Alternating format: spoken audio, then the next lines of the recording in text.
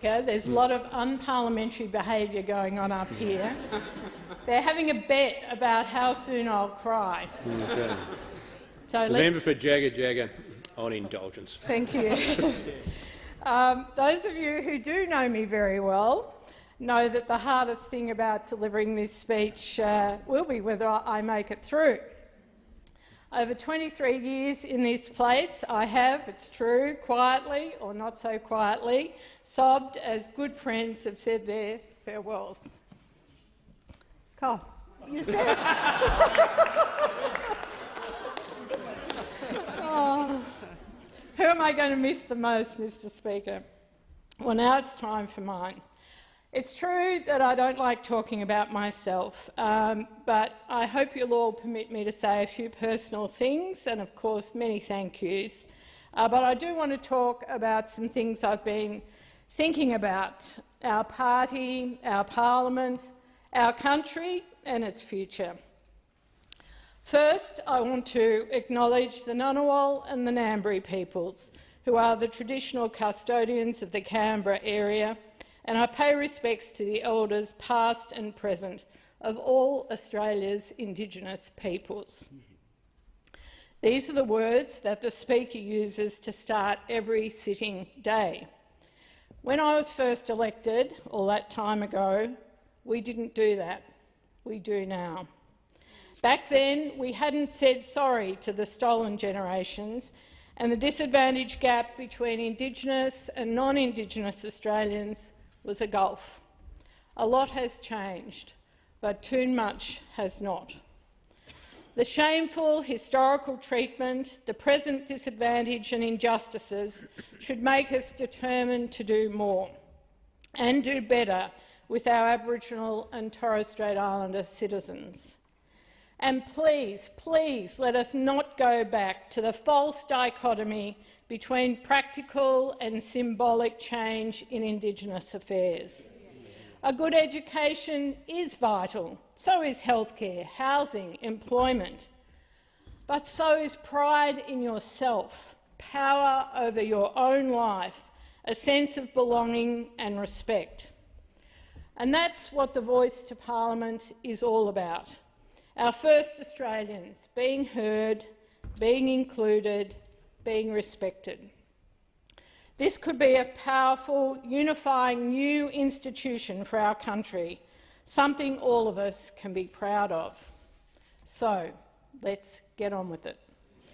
I do very much hope that this fabulous new generation of parliamentarians sitting here today will do just that. You, all of you, are the custodians of our democracy now, and our democracy really must be nurtured. In my first speech, I spoke about citizenship. I said it wasn't just about having a vote or holding a passport. It means being able to share in the life of the community.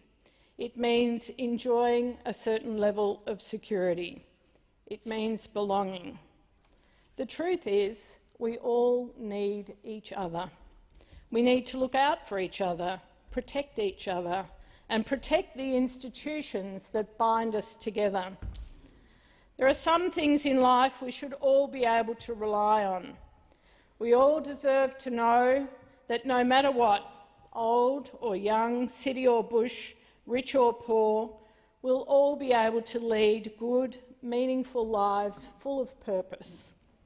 That Australians can afford to see a doctor, that the children I've met in Fitzroy Crossing get the same chances at a great education as children in Melbourne, that pensioners in my West Heidelberg have the dignity and security in retirement just like everyone else, that my children's generation can fulfil the dream of home ownership.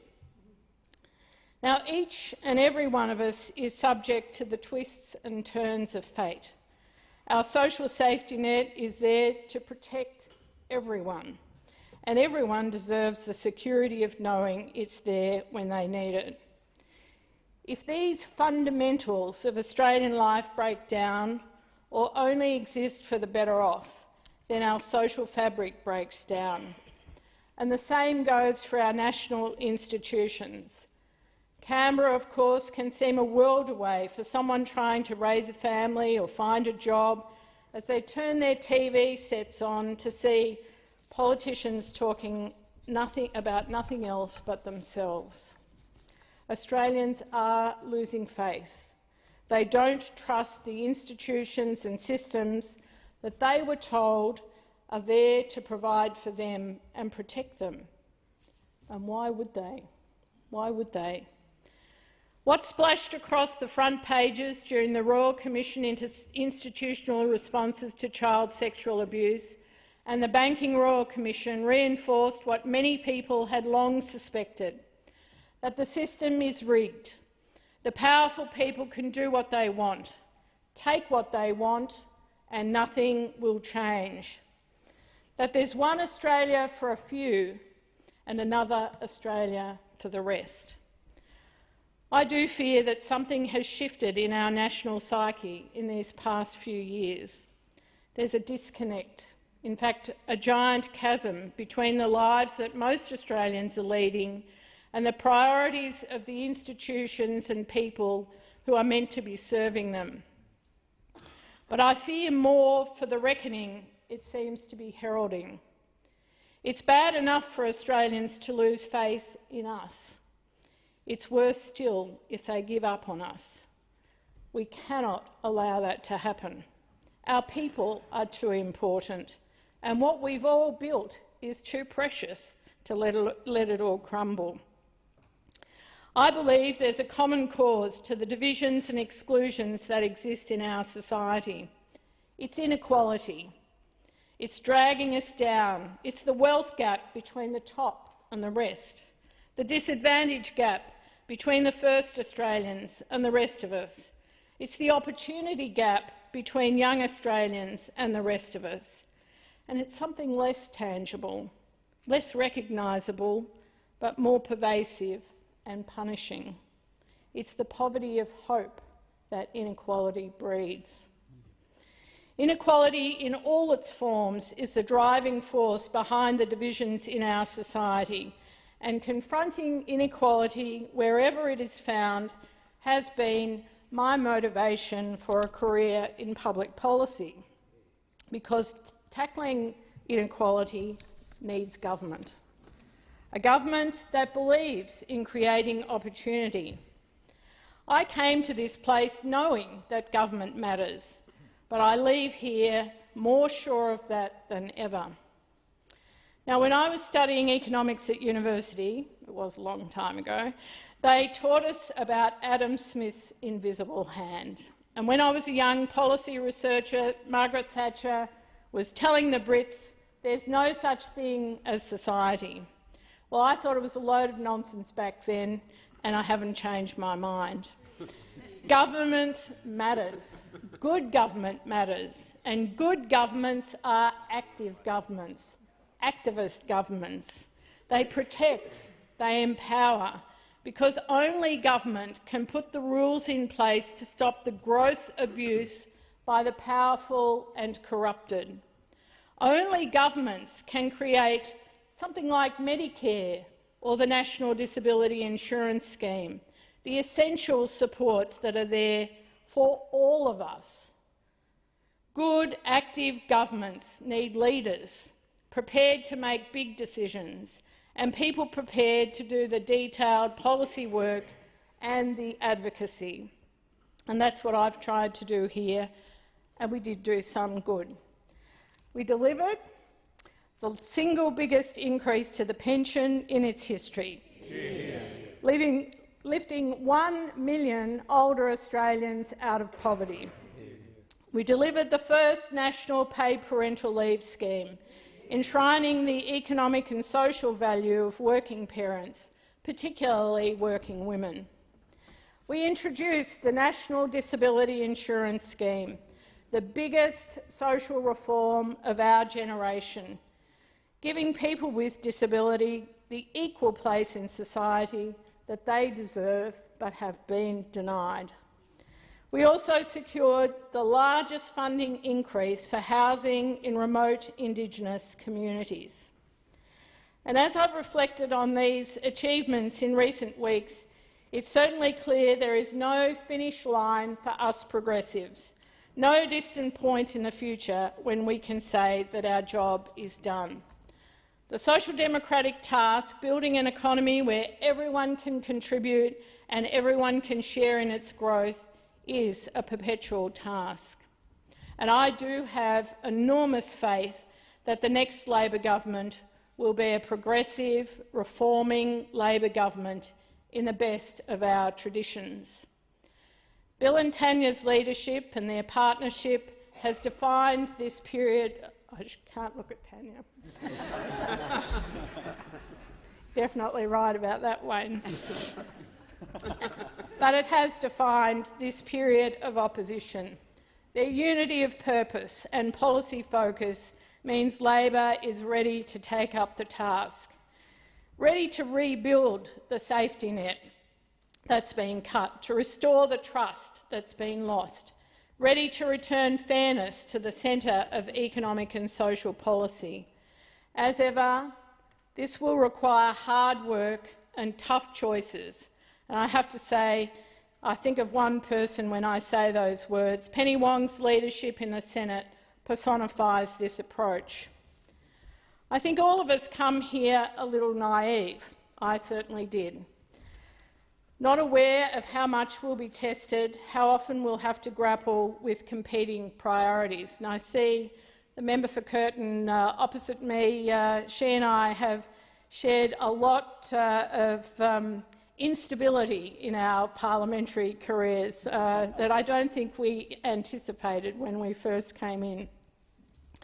We all have very high hopes of what we can achieve, but each of us is confronted with very difficult decisions about what we will or won't say, what we will or won't do, how our words and actions could heal or hurt. The evidence before us, public opinion, our relationships, party loyalty, personal morality, all of this influences us.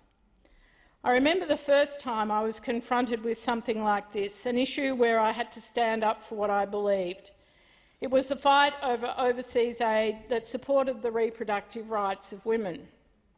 I'd actually only been here a few weeks, maybe a bit too soon, to be disagreeing with the wonderful Kim Beazley.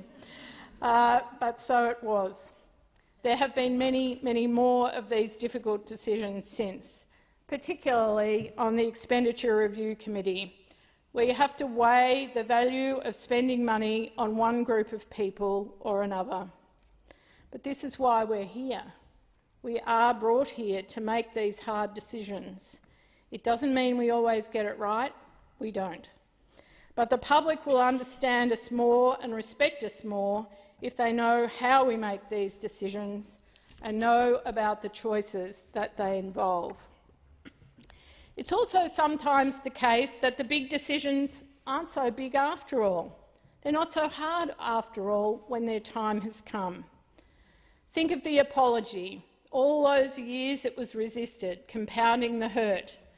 But in the moment when Kevin finally spoke for all of us, and I mean all of us, and said that one word, sorry, it seemed so simple, so easy. Why did it take so long? But it needed leadership.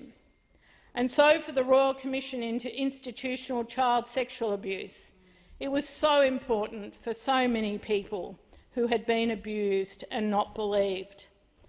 Yet I remember one prominent commentator at the time referred to Julia's decision to hold a Royal Commission as gesture politics.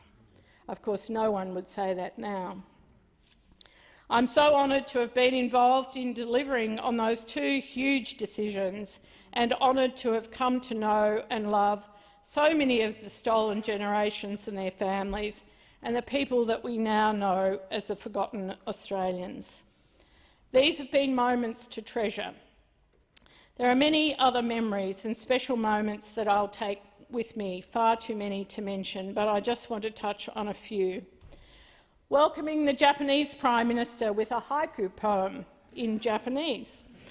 Getting a hug from Nelson Mandela, beat that. sitting in the cabinet room on the Sunday when the global financial crisis was collapsing. The global financial system was collapsing with Kevin and a few others. Wayne was on the phone from the United States as we decided the plan to save Australians from mass unemployment. Singing Stand By Me with an Aboriginal friend whose two brothers had committed suicide. As Bill would know, being with the communities affected by the Black Saturday bushfires as they walk through the wreckage of where their homes used to stand. Standing arm in arm with families as Julia announced we would begin the National Disability Insurance Scheme. And one of my favourites, hugging a mum whose child with autism had just learned to speak as he sang Baba Black Sheep. I've given and received a lot of hugs. And I've made so many wonderful friends, all of you. I will miss the camaraderie. I do wish I could mention you all. We're brought together from so many different parts of the country, different backgrounds, and in this intense environment over a long period, you do make deep connections and come to understand and trust one another. Although, after what we've all been through, and I mean all of us, over the last few years, it may not seem like it, but it is possible and it does happen. Some of the friendships are more unlikely than others, but are born out of shared values and a deep commitment to serve others.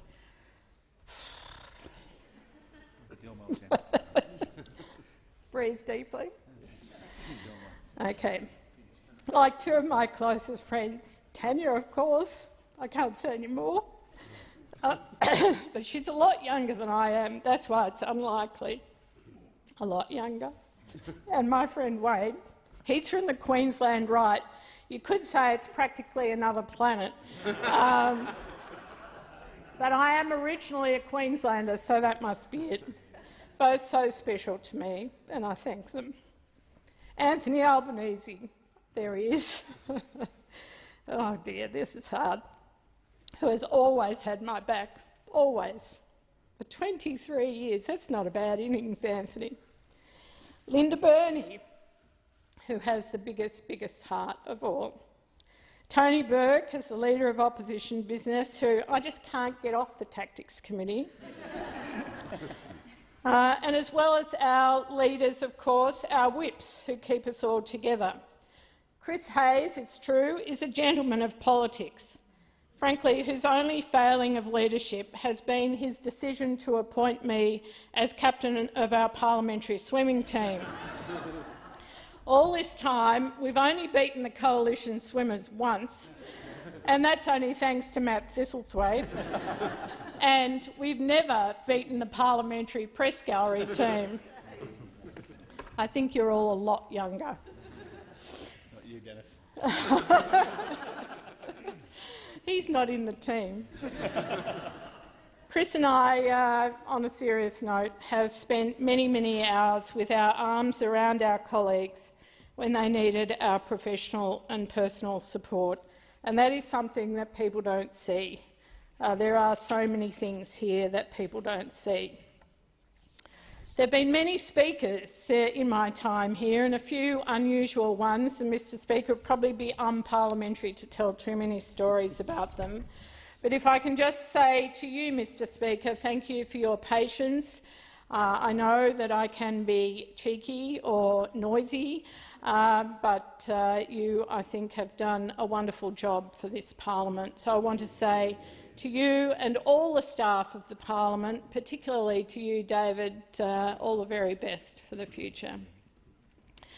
To my dozens and dozens of staff, my personal staff that I've had over the years, they've been renowned for their kindness, their brilliance, their commitment to Labor values and their incredible fertility. Now, everybody knows that I love children, and I have to say it has been such a joy to welcome so many Macklin office babies over the years. You cannot do anything without great staff. My electorate office has been led for so long by the wonderful Anthony Kenny and before him Vicky Ward. Thanks so much to Lachlan, Anne, Caitlin, Emily and Mitch. In my ministerial office, my chiefs of staff, I can't mention all of the wonderful staff, but just to the chiefs of staff, Joanna Brent, Ryan Batchelor, Corrie McKenzie, they have just been so outstanding in their contributions to our country. And I particularly want to thank Mike Dillon. And the young ones, I still call them the young ones, Jared and Max. In my office in opposition, Alistair, Alice, Catherine, Alicia and Tim. And all the public servants, who I won't name because it might get them into trouble, and the advocates.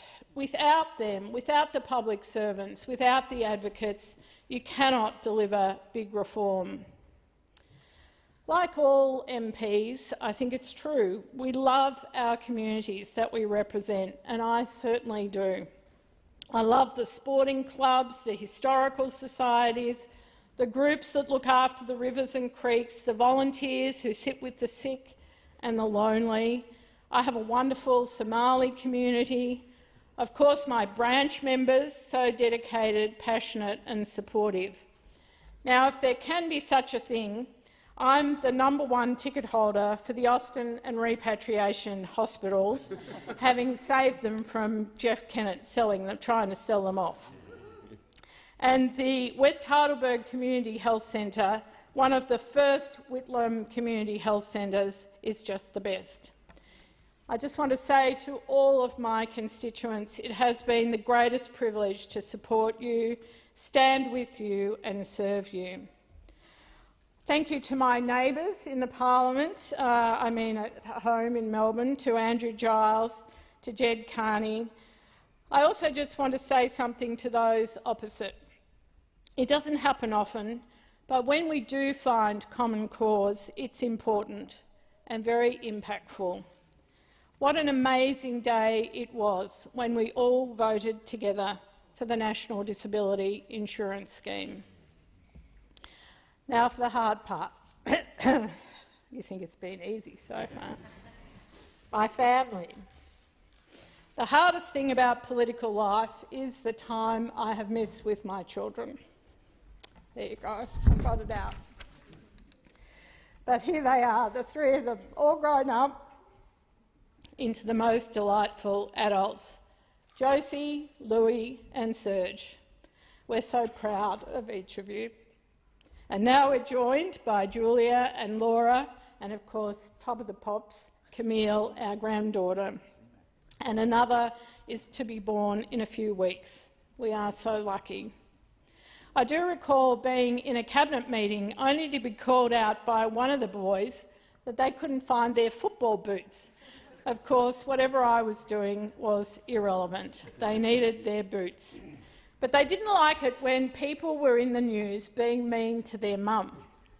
When I was the Shadow Minister for Health, I was in a serious scrap with Michael Wooldridge, the Health Minister at the time, and some of you might remember the scan scam.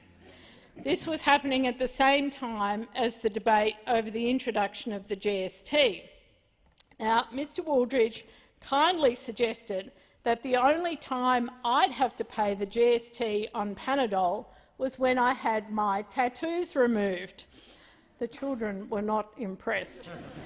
Although after this, an older Liberal gentleman approached me in the chamber to say, "We know that a nice girl like you wouldn't have a tattoo." In typical Labor form, one of our Labor colleagues, not here today, followed him by shouting, "Show us your tats!" Now, nothing, absolutely nothing at all, would have been possible without Ross. It's been a great gift. 40 years of love and friendship. 40 years. And it's just would be impossible for me to say what that means to me. Thank you so much. I've been lucky to have been sustained by the companionship of Canberra friends, some of whom are here today. especially the so kind Julia Ryan, and also the patience of our Melbourne friends. And I do want to particularly thank those people who helped us when Ross was sick and also when the children were doing Year 12. I think they mostly fed them. My thanks also to my parents and my sister, who have been an endless source of love and support. Now, I don't like to reflect on it much, as I'm aware I am getting older, first and foremost because I'm a grandma, but secondly because of the pride I feel in all of you, this amazing generation, new generation of Labor MPs. When I first came into the parliament, there were only 4 Labor women in the House. 4. Can you imagine? No. Now we're on the cusp of 50-50 representation, and so much stronger for it. Quotas work. I'm excited for this generation and excited that you'll be joined, I hope, by Kate Thwaites as the new member for Jagga Jagga. I was fortunate to have her working for me as we delivered paid parental leave and the National Disability Insurance Scheme. She certainly knows how to think big and get the big things done, and she's a mum, so she knows how to multitask. My first vote was in 1974 for Gough and for Labor. I couldn't vote in 1972 because 18-year-olds weren't allowed to vote back then, although of course Gough would change that. But I do remember being swept up in the energy and urgency of that election, the infectious feeling that change was finally coming. Gough said, "It's time," and it was. And now it's time for me. Time to move on, time to step back, time for this wonderful new generation of brilliant people to make their impact, as I know you will. There's nothing wrong with having a big heart in politics. Maybe don't sob as much. Seriously, there is nothing wrong at all with a big heart. There are people who really depend on us, who really need us. So heed the words of Martin Luther King. Power without love is reckless and abusive, and love without power is sentimental and anemic. Power at its best is love implementing the demands of justice, and justice at its best is power correcting everything that stands against love. Thank you. Really good.